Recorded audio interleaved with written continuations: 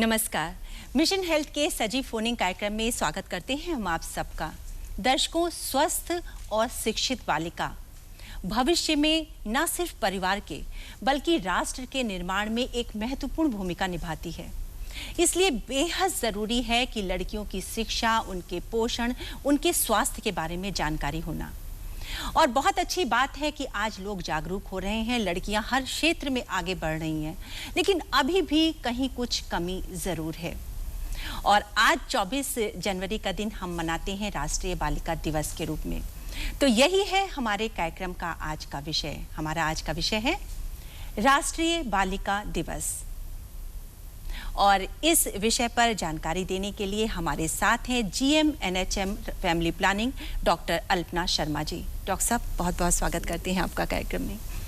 और इसके साथ ही हम आपसे कहना चाहेंगे कि ये बहुत ही महत्वपूर्ण विषय है। आप कुछ जानकारी चाहते हैं तो आप हमें फ़ोन ज़रूर करिए। फ़ोन करने के लिए नोट कर लीजिए आप हमारा फ़ोन नंबर। हमारा फ़ोन नंबर है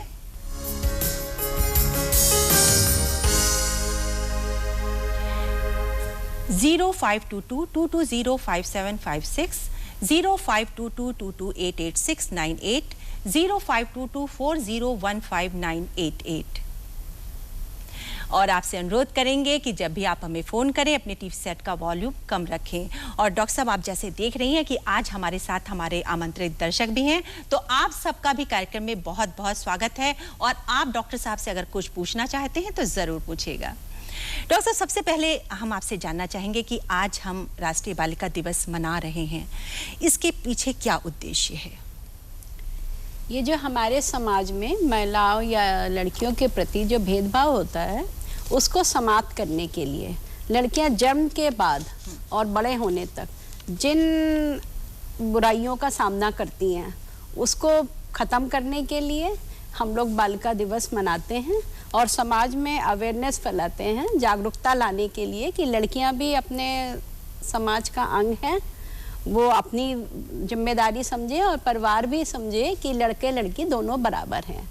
इस विषय पे हमारे यहाँ 24 जनवरी को ये राष्ट्रीय बालिका दिवस मनाया जाता है, जो कि 2008 में महिला और बाल विकास मंत्रालय की तरफ से भारत सरकार ने इसको मनाने का निर्णय लिया है। तो यह हर साल 24 जनवरी को बालिका दिवस मनाया जाता है। बहुत अच्छी बात है कि जागरूक करने के लिए कि लोग बेटियों के प्रति जागरूक हों, उनकी शिक्षा के प्रति जागरूक हों, एक दिवस निश्चित किया गया है। राज बहादुर जी, आप कुछ पूछेंगे? डॉक्टर साहब, ये जो बालिका दिवस मनाया जा रहा है आज, इसके हमारे लिए कितना उपयोगी है, कितना महत्वपूर्ण है? जैसा कि हम सभी लोग जानते हैं, लड़कियों के साथ भेदभाव बहुत ज़माने से चला आ रहा है, लेकिन जैसे जैसे समाज में जागरूकता आई है, पढ़ाई लिखाई की दर, लिटरेसी बढ़ी है, तो वो थोड़ा कम हो गया है।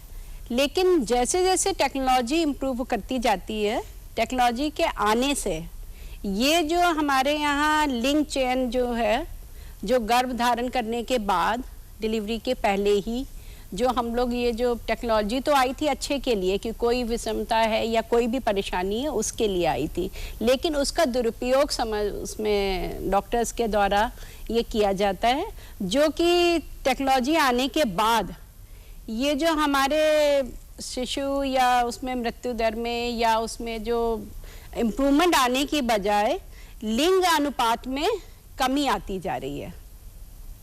तो हमारे यहाँ 2005 में वो लड़कियों की रेशियो जो था, शिशु का जो पुरुष और महिला का जो रेशियो था वो 9022 था, लेकिन 2015-16 आते आते ये अब घट के 903 रह गया है, जो कि बहुत ही चिंता का विषय है। तो इसलिए हम लोगों को इस ओर ध्यान देना है कि हम बालिकाओं की सुरक्षा करें, जो कि पैदा होने से पहले और पैदा होने के बाद उनको अगर हम लोग नहीं ध्यान देंगे तो उनकी मृत्यु दर बढ़ जाएगी और लिंग अनुपात हमारे समाज में बहुत ज़्यादा बिगड़ जाएगा। डॉक्टर साहब, आपने बहुत अच्छी बात कही कि अगर लिंग अनुपात बिगड़ेगा तो उससे समाज के ऊपर बहुत ही बुरा प्रभाव पड़ेगा। जैसे हम आज भी देख रहे हैं कि अशिक्षा है, कुपोषण है, इस तरह और बाल विवाह की समस्या आज भी हमारे समाज में मौजूद है। तो इसके लिए क्या प्रयास किए जा रहे हैं? जैसा कि हमने बताया कि लड़कियों के साथ जो भेदभाव हो रहा है वो पैदा होने के पहले से हो रहा है, तो उसके लिए हमारे यहाँ PCPNDT एक्ट है, जिसमें कि भ्रूण का लिंग निर्धारण करना जो बताता है डॉक्टर या जो पता करता है, दोनों ही अपराध हैं, उसके लिए सजा का प्रावधान है। फिर जब बच्चा पैदा होता है तो लड़की अगर पैदा हुई तो लोग बाग क्या करते हैं, उसके खान पान का ध्यान नहीं रखते हैं, लड़कों को उनके कंपैरिजन में। ये हमारे यहाँ समाज में जो भ्रांतियाँ हैं कि लड़का ही हमारे परिवार का वाहक है, आगे वही जाके हमारे बुढ़ापे की लाठी बनेगा, तो उसमें भेदभाव के कारण लड़कियों के ऊपर ध्यान नहीं देते हैं। तो उसके लिए हमारे यहाँ तुरंत ही पैदा होने के बाद से लड़के लड़की दोनों को ही वैक्सीनेशन टीके लगते हैं। और उसके अलावा ICDS महिला एवं बाल विकास की तरफ से पोषण के लिए, जो कि देखा जाता है कि लड़कों को तो दूध मिल जाता है, खाना पीना माँ जो है परिवार में लड़कों को तो दे देती है लड़की, लेकिन हमारी लड़कियाँ अधिकतर कुपोषित रह जाती हैं। तो उसके लिए पोषण अभियान चलाया जा रहा है, जो सभी आंगनबाड़ी सेंटरों में हमारे यहाँ मुफ्त मिलता है। तो उस तरीके से लड़की के साथ में फिर उसके अलावा जब लड़की यंग होती है, 12-13 साल की होती है, तो उसमें एनीमिया की, रक्त की कमी हो जाती है। तो एनीमिया मुक्त भारत में लड़कियों के लिए स्पेशली हमारे यहाँ उनको आयरन की गोली दी जाती है, आयरन की गोली दी जाती है जिससे कि उनको एनीमिया ना हो। उसके अलावा जो है हमारे यहाँ जब लड़कियाँ और बड़ी हो जाती हैं, एडोलेसेंट किशोरावस्था में आती है, तो उनके लिए ये मेंस्ट्रुएशन के लिए, उसके लिए भी स्कीम चलाई जा रही है। और उसके अलावा स्वच्छता का उनको बहुत ध्यान दिया जाता है, जिसके लिए हमारे सैनिटरी पैड्स जो हैं उनको मुफ्त में अवेलेबल कराए जाते हैं। जी डॉक्टर साहब, सौरभ पाठक जी का फोन है नोएडा से। हेलो। हेलो, नमस्ते मैम। जी स्वागत है मिशन हेल्थ में, अपना प्रश्न पूछिए। Thank you ma'am. मैम, आप सभी को राष्ट्रीय बालिका दिवस की ढेर सारी शुभकामनाएं। जी आपको भी धन्यवाद। Thank you ma'am, thank you, most welcome. Ma'am, मेरा प्रश्न है, बालिकाओं के शारीरिक, मानसिक और सामाजिक विकास के लिए सरकार द्वारा कौन कौन से सार्थक प्रयास किए जा रहे हैं? Thank you ma'am. जी, जैसा कि अभी हमने बताया कि सरकार द्वारा ये जो सभी योजनाएं जो हैं, पोषण की योजना है, उनके एनीमिया के स्वास्थ्य के लिए एनीमिया की है, कीड़े ना हो जाए उनको एल्बेंडाजोल की गोली किलो की दवा दी जाती है जिससे कि उनको एनीमिया ना हो, क्योंकि लड़कियों को देखा गया है कि वो ऑलरेडी उनमें खून की कमी होती है। और उसके अलावा उनके खान पान में घर में अगर कमी करी जाती है तो और ज़्यादा कुपोषित हो जाती है। तो ये सभी योजनाएं, उसके अलावा लड़कियों के पैदा होने पर हमारी सरकार वो कन्या सुमंगल योजना भी चला रही है, जो कि पैदा होने के वक्त अगर लड़की पैदा हुई है, पहले बच्चे या दूसरे बच्चे तक, तो उसको 2000 रुपये डिलीवरी के वक्त, 1000 रुपये जब उनका सारा वैक्सीनेशन पूरा हो जाता है, 2000 रुपये उनके स्कूल जाने तक, उसके अलावा इंटर तक पढ़ाई तक उनको 15,000 रुपये कन्या सुमंगला योजना में दिया जाता है। तो ये सब लड़कियों के ही उत्थान के लिए किया जा रहा है। ये सभी योजनाएं सरकार द्वारा चलाई जा रही हैं। जी, वीरेंद्र कुमार श्रीवास्तव जी हमारे बीच में हैं, आप कुछ पूछेंगे? जी डॉक्टर साहब, बेटियों के स्वास्थ्य संबंधित कौन कौन सी योजनाएं सरकार चला रही है? बेटों के स्वास्थ्य के लिए यही है कि सभी जो इलाज हैं उनके मुफ्त होते हैं, पैदा होने के वक्त उनके खान पान के लिए, पोषण के लिए, एनीमिया ना हो, आयरन की गोली दी जाती है। और स्वास्थ्य के लिए जब वो एडोलेसेंट हो जाती हैं तो उसके लिए उनको मेंस्ट्रुअल हाइजीन के बारे में बताया जाता है। ये सभी स्वास्थ्य के लिए हैं। उसके अलावा बड़े होने पे भी अगर उनको कोई बीमारी होती है, फिर या डिलीवरी के लिए वो हॉस्पिटल में एडमिट होती हैं, तो जननी सुरक्षा योजना वो भी महिलाओं के लिए है। तो ये स्वास्थ्य से रिलेटेड सभी योजनाएं महिलाओं के लिए चलाई जा रही हैं। बेटियों के स्वास्थ्य के लिए सरकार काफी लोगों को जागरूक भी कर रही है और योजनाएं तरह तरह की। उसके अलावा बेटियां के स्वास्थ्य के अलावा उसमें लिटरेसी, जो पढ़ाई लिखाई की कमी जो होती है, बेटों को लोग बाग पढ़ा देते थे, बेटियों को नहीं पढ़ाते थे, तो पढ़ाई लिखाई से समाज में बहुत ज़्यादा जागरूकता आती है। तो बेटियां खुद भी सक्षम होती हैं, पढ़ाई में आगे जाएंगी। तो हमारे जैसे कहा जाता है कि अगर आप एक लड़के को पढ़ाएंगे तो वो लड़का शिक्षित होता है, लेकिन अगर आप बेटी को पढ़ाएंगे तो वो महिला शिक्षित होती है, उससे पूरा परिवार शिक्षित होता है और सारा समाज भी शिक्षित होता है। तो ये अवेयरनेस बढ़ाई जाती है, तो स्वास्थ्य के प्रति अपने आप उन लोगों का ख्याल बढ़ जाता है, अपना ध्यान वो खुद भी रखने लगती हैं। जी, बहुत अच्छी बात डॉक्टर साहब आपने कही कि लड़कियों की वजह से पूरा परिवार और यह समझ लीजिए कि पूरा समाज शिक्षित होता है, स्वस्थ होता है। बाराबंकी से डॉक्टर साहब फोन कर रहे हैं, नरस्वरूप मिश्रा जी। हेलो हेलो, नमस्ते जी। मैं जानना ये चाहता हूँ कि जो घर में लड़कियां पैदा होती हैं इनके साथ इनके घर वाले किस प्रकार से व्यवहार करना चाहिए, समाज के लोग किस प्रकार से व्यवहार करें, सरकार किस प्रकार से उनकी मदद करें जिससे उनका संकीर्ण विकास हो सके। जी, बहुत अच्छा प्रश्न पूछा। हाँ, प्रश्न आपका बहुत अच्छा है। स्वास्थ्य से रिलेटेड जो योजनाएं चल रही हैं वो तो चल ही रही हैं, लेकिन लड़कियों के लिए, उनकी सुरक्षा के लिए, उसके लिए भी सरकार योजनाएं चला रही है। या फिर लड़कियों को अगर कोई दुष्कर्म या उनके साथ कुछ ऐसी अनहोनी घटना हो जाती है तो उसके लिए भी फास्ट ट्रैक लाया गया है जी। जिसके द्वारा बहुत जल्दी उनका निवारण होता है। तो सभी तरीके की योजनाएं, और पढ़ाई लिखाई के लिए भी उनकी योजना जो है वो चलाई जा रही है। हाई स्कूल, इंटर, हर उसमें क्लास में जाने के लिए, उसके अलावा वो डिप्लोमा या डिग्री कुछ और कोर्स करना चाहती हैं तो उसके लिए उनको सरकारी अनुदान भी दिया जाता है। और जैसे घर परिवार में हमारे यहाँ संपत्ति में होता था, पहले लड़कों का ही हक समझा जाता था, तो उसके लिए भी योजना है कि लड़की और लड़का दोनों एक समान, दोनों को परिवार में जितनी संपत्ति में बराबर की हिस्सेदारी होगी। तो ये सब महिलाओं के लिए ही किया जा रहा है, जो कि पहले नहीं होता था। जी, इस विषय पर दर्शकों अगर आप कुछ और जानना चाहते हैं तो हमें फ़ोन ज़रूर कर दीजिए। इसलिए लेकिन अभी फ़िलहाल वक्त हो गया है मिशन हेल्थ में एक ब्रेक का। मिलते हैं आपसे ब्रेक के बाद। ब्रेक के बाद स्वागत करते हैं आपका कार्यक्रम मिशन हेल्थ में, और आज हम मना रहे हैं राष्ट्रीय बालिका दिवस, और यही है हमारे कार्यक्रम का विषय भी। और इस विषय पर जानकारी दे रही हैं GM NHM family planning doctor Alpana Sharma ji. Doctor साहब, मध्य प्रदेश से गोपाल जी फोन कर रहे हैं। हेलो जी, नमस्कार। जी, स्वागत है मिशन हेल्थ में, अपना प्रश्न पूछिए। जी, गोविंद मानेश्वर, बालाघाट मध्य प्रदेश से बोल रहे हैं। जी गोविंद जी। जी, हमको ये जानना है कि अभी भी ग्राम अंचलों में कुछ ऐसे परिवार हैं मैम जो बच्चियों को 12वीं के आगे की पढ़ाई में साथ नहीं दे रहे हैं, और अब बच्चियां आगे की पढ़ाई जारी रखना चाहते हैं, तो आगे की पढ़ाई वो कैसे जारी रखें जानकारी। जी, एक बड़ी समस्या है डॉक्टर साहब ये। लड़कियों को लोग बाग पढ़ाना नहीं चाहते हैं। जी, मैं पढ़ा रहे हैं आगे की शिक्षा के लिए, मान लीजिए थोड़ा प्राइमरी तक पढ़ा लिया, आगे की शिक्षा नहीं। उसमें कई कारण होते हैं। एक तो लड़कियों की सुरक्षा का सवाल होता है। अगर गांव में या कहीं पे स्कूल नहीं है, उनको कहीं दूर जाना पड़ता है, तो लड़कियों की सुरक्षा का सवाल होता है।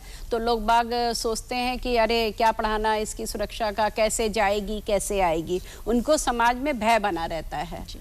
तो एक तो वो कारण है। उसके अलावा अगर पैसों की कमी है, उस वजह से नहीं पढ़ा रहे हैं, तो लड़कियों की शिक्षा इंटर तक हमारे यहाँ बिल्कुल मुफ्त है। तो वो सरकारी स्कूल में अगर पढ़ाएंगे तो उनको सारी शिक्षाएं। उसके अलावा लड़कियों को बहुत तरीके के अनुदान दिए जाते हैं कि वो आगे पढ़ाई जारी रखना चाहे या कोई टेक्निकल कोर्स में जाना चाहे, तो लड़कियों के लिए बहुत सारी योजनाएं हैं जो अलग अलग विभागों के द्वारा चलाई जाती हैं, उनकी सुविधा वो ले सकती है। तो सबसे पहले तो समाज में सामाजिक उनको अपना परिवर्तन लाना होगा सोच में जी। कि जैसे लड़कों को तो पढ़ाना चाहते हैं उसी तरीके से लड़कियों को भी पढ़ाएं। तो उसके लिए हमारे यहाँ जागरूकता की कमी है। बस जागरूकता अगर होगी कि लड़का लड़की दोनों एक समान हैं, क्योंकि सामाजिक कारण हमारे यहाँ ये है कि लोग बागों के मन में अभी भी यही है कि लड़का जो है वो हमारे परिवार का नाम रोशन करेगा, तो जितना लड़का रोशन करेगा उतना लड़की भी रोशन करेगी। पढ़ाई लिखाई के बाद आजकल लड़के भी बाहर चले जाते हैं तो लड़की भी चली जाएगी। उसके अलावा एक प्रथा हमारे यहाँ दहेज प्रथा है, जिसके कारण वो पैदा होने के साथ ही सोचने लगते हैं परिवार कि अब ये हमारे ऊपर एक बोझ आ गया है, ये शादी कैसे करेंगे। तो इसके लिए भी हमारी जागरूकता की जरूरत है और पढ़े लिखे नौजवानों को आगे आना चाहिए कि जैसे पढ़ी लिखी लड़की है तो पढ़ा लिखा लड़का है तो दोनों ही बराबर हैं, तो दहेज प्रथा खत्म होनी चाहिए। तो बहुत जरूरी है कि आप गोविंद जी जो इस तरह की बहुत सारी योजनाएं सरकार के द्वारा चलाई जा रही हैं जो लड़कियों को उच्च शिक्षा दिला सकती हैं, उनके बारे में जानकारी आप जरूर करिए। अविनाश जी हमारे साथ हैं। अविनाश जी, आप कुछ पूछेंगे? डॉक्टर साहब, स्कूल में पढ़ने वाले बच्चों के स्वास्थ्य के संबंध में भी सरकार कुछ प्रयास कर रही है क्या? हाँ, स्कूल में पढ़ने वाले बच्चों के लिए हमारे यहाँ योजना चलाई जाती है कि उन बच्चों का चेकअप होता है। स्कूल हेल्थ चेकअप में लड़कियों के स्कूल में भी होता है। उसके अलावा लड़कियों को, जैसा मैंने बताया कि खून की कमी होती है, तो उनको हफ्ते में एक बार उनकी क्लास टीचर के द्वारा सभी को आयरन की गोली दी जाती है। तो ये सुनिश्चित हो जाता है कि सब लोगों ने, क्लास टीचर जो है लड़कियों को अपने सामने आयरन की गोली हफ्ते में एक बार खिलाती है। तो ये हो जाता है कि सब लोगों ने खा ली है। अगर हम उनको ऐसे ही बांट देंगे तो पता नहीं किसने खाई है, किसने नहीं खाई है। उसी तरीके से स्कूल हेल्थ में स्कूल चलो बेटी बचाओ बेटी पढ़ाओ अभियान भी चल रहा है हम लोगों का। तो उसमें भी सब लोगों को बेटी को पढ़ाना है और स्वास्थ्य की बचाना है पहले, तो फिर पढ़ाना है। तो ये सब योजनाएं चल रही हैं। स्कूल में उनको शिक्षा दी जाती है और मेंस्ट्रुअल हाइजीन के बारे में बताया जाता है। किशोरावस्था को सेक्स एजुकेशन दी जाती है थोड़ी बहुत, जिससे कि उनको अवेयरनेस होती है। और बाकी स्कूल हेल्थ चेकअप में अगर लड़कियों को कोई भी किसी भी अंग में है तो उनको ले जाके सरकारी अस्पताल में चेकअप का भी है। स्कूल हेल्थ में दांत है, कान है, आँखें हैं, वो चेकअप होता है। तो ये सभी सरकारी स्कूलों में होता है। जी, खुशबू जी हमारे बीच हैं, आप कुछ पूछेंगी? डॉक्टर साहब, बेटियों के विकास के लिए सरकारी गैर सरकारी संस्था मिलकर काम कर रही है? हाँ, हमारे यहाँ जो है जो सरकार की योजनाएं जो चल रही हैं उसमें डिफरेंट एनजीओज़ के द्वारा भी, अलग अलग एनजीओ जो हैं, गैर सरकारी संस्थाएं जो हैं, वो भी सहयोग करती हैं। उनके द्वारा भी बहुत से कार्यक्रम चलाए जा रहे हैं और सरकार की योजनाओं को बढ़ावा देने के लिए सपोर्ट भी किया जा रहा है। जी, सूर्यांश जी हमारे बीच हैं। सूर्यांश जी, आप अपना प्रश्न पूछिए। डॉक्टर साहब, राष्ट्रीय बालिका दिवस पर उत्तर प्रदेश में क्या क्या गतिविधियां संचालित हो रही हैं? मेन तो हमारा राष्ट्रीय बालिका दिवस पे उत्तर प्रदेश में अवेयरनेस लाना है, जिसके लिए कि आज जैसा कि आप लोगों ने देखा होगा, न्यूज़ में देखेंगे आज या कल, तो हमारे यहाँ जागरूकता अभियान चलाया जा रहा है जिसमें लोगों को पता लगे कि कौन कौन सी योजनाएं लड़कियों के लिए हैं। उसके लिए हमारे यहाँ रैलीज़ का आयोजन किया गया है। हर ज़िले में, हर ब्लॉक स्तर पे रैलीज़ का आयोजन किया गया है। गर्ल्स मतलब लड़कियों के स्कूल में डिबेट, वाद विवाद प्रतियोगिता, ये सब संचालित करी जा रही हैं। और अवेयरनेस फैलाने के लिए और जो जैसा समझ रहे हैं लोग बाग डिस्ट्रिक्ट वाले अपनी अपनी एक्टिविटीज़ कर रहे हैं, जिससे कि समाज में अगर, और PCPNDT एक्ट का प्रचार प्रसार किया जा रहा है, जिसके द्वारा कि डिलीवरी के पहले गर्भ में लिंग की जांच ना हो पाए। इन सब का प्रचार प्रसार किया जा रहा है। तो वो हर तरीके से किया जा रहा है। उसमें प्रचार जो है वो अखबार के माध्यम से, पेपर में भी आज आपने देखा होगा, बालिका बचाओ बालिका स्वास्थ्य दिवस का इसका ऐड निकला है और अभियान जो है सब जिलों में चलाए जा रहे हैं। डॉक्टर साहब, इस विषय पर अभी हम आपसे और भी जानकारी लेंगे, लेकिन फिलहाल वक्त हो गया है एक ब्रेक का। ब्रेक के बाद एक बार फिर से स्वागत करते हैं आपका कार्यक्रम मिशन हेल्थ में, और चैतन्य जी हमारे बीच हैं। चैतन्य जी, आप कुछ पूछिए। डॉक्टर साहब, कन्या भ्रूण हत्या रोकने के लिए सरकार क्या कदम उठा रही है? ये बहुत ही अच्छा सवाल है और आज का हम लोगों का ज्वलंत टॉपिक भी है।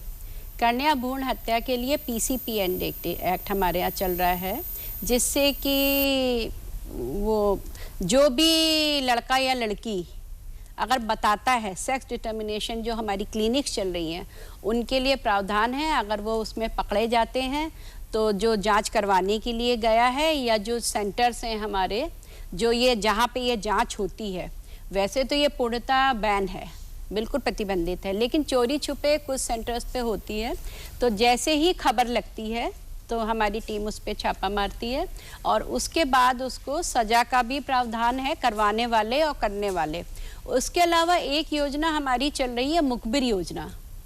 मुखबिर योजना में क्या है कि किसी सेंटर में एक मिथ्या ग्राहक बनके कोई लेडी जाती है, उसके साथ अटेंडेंट है और एक सूचना वाला होता है जिसकी सूचना बिल्कुल गुप्त रखी जाती है।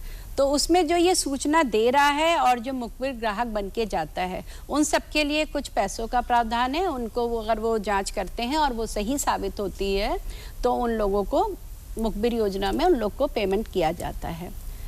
और उसके अलावा जो है ये सब तो हमारा पीसीपीएनडीटी के लिए चल ही रहा है। और एक बार सेंटर अगर रजिस्टर्ड बंद हो गया तो उसमें 50,000 रुपये का जुर्माना है और 3 साल की कैद है। और दोबारा अगर वो सेंटर अगर ये काम करता हुआ पकड़ा गया तो उसमें जो है जुर्माना भी बढ़ जाता है और 5 साल की कैद हो जाती है। तो ये पीसीपीएनडीटी एक्ट के अंतर्गत ये हमारे यहाँ सब चल रहा है। उसके अलावा हमारे यहाँ एक वेबसाइट चल रही है प्यारी बिटिया वेबसाइट के नाम से, वो भी लिंग निर्धारण के लिए है, उस कानून के तहत है, जिसमें कोई भी उस वेबसाइट पे जाके, प्यारी बिटिया वेबसाइट है, उस वेबसाइट पे जाके कोई भी सेंटर के अगेंस्ट कंप्लेन कर सकता है। वो सभी के लिए ओपन है जी। तो उसके थ्रू भी ये सारे एक्ट हैं जो कि लिंग निर्धारण को रोकने के लिए किए जा रहे हैं। कन्या भ्रूण हत्या हमारे देश और समाज के लिए एक अभिशाप है। और जो आपने बताया प्यारी बिटिया वेबसाइट है, इस पे जाके आप शिकायत भी कर सकते हैं। डॉक्टर साहब, ये जेंडर जो भेदभाव है, इसके कारण क्या हो सकते हैं? इसके कारण हमारे सामाजिक और सांस्कृतिक कारण हैं, जो कि चला आ रहा है कि बेटी एक बोझ है। तो मेन शायद उसमें रहा होगा, दहेज प्रथा रही होगी, या उनकी मेंटालिटी है कि पुत्र वंश को चलाता है। एक तो ये है। और ये है कि लड़का अगर अंतिम संस्कार करेगा तो हमें मोक्ष प्राप्त होगा। ये लोगों में भ्रांतियां हैं। इस वजह से वो चाहते हैं कि लड़की अगर है तो लड़का जब तक नहीं हो जाए। तो इससे हमारे फैमिली प्लानिंग प्रोग्राम में जनसंख्या वृद्धि में भी बहुत ज़्यादा नुकसान हो रहा है। उसकी वजह से जनसंख्या वृद्धि भी हो रही है, क्योंकि अगर लड़के की चाहत में लोग बाग 2, 3, 4 लड़कियां पैदा करते चले जाते हैं तो वो एक अलग तरीके से हमारे समाज पर प्रभाव जाता है, जिससे जनसंख्या विस्फोट होने का खतरा भी रहता है। उसके अलावा जो है लड़का हमारे बुढ़ापे की सहारा है, ये सब जो सोच है, लड़की पराया धन है, लड़की तो बच्चा ही नहीं मान रहे हैं, वो तो शादी के बाद दूसरे घर चली जाएगी, जब तक लड़का नहीं होगा तो हमारे साथ क्यों रहेगा, यही सब सोच है।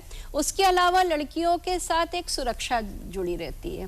पेरेंट्स को ये भी भय खाया जाता है, तो उसके लिए समाज में सबको जागरूक करना पड़ेगा और सुरक्षा के लिए कानून स्ट्रॉन्ग बनाने पड़ेंगे जी, कि उनको डर ना लगे, लड़कियों को कहीं भी अकेले जाने आने में डर ना लगे। तो यही सब कारण है जिनकी वजह से लोग बाग लड़के की इच्छा रखते हैं और लड़कियों को एक बोझ समझते हैं। तो जागरूक होइए, क्योंकि बेटा और बेटी में भेदभाव करना सिर्फ परिवार के लिए नहीं बल्कि समाज के लिए भी बेहद नुकसानदेह है। और सरकार के लिए इसके लिए तरह तरह की योजनाएं चलाई जा रही हैं, प्रयास किए जा रहे हैं। तो हम सबका भी कर्तव्य है कि इन प्रयासों की सराहना करें, इनका लाभ उठाएं, इन योजनाओं का। और अब मिशन हेल्थ में वक्त हो गया है चलते चलते का।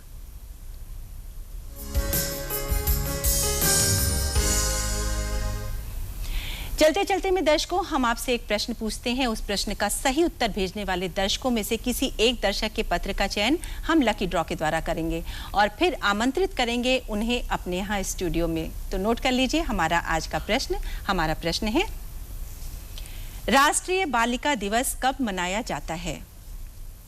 और इस प्रश्न का उत्तर आप जिस पते पर लिखकर भेजेंगे वो पता भी नोट कर लीजिए। हमारा पता है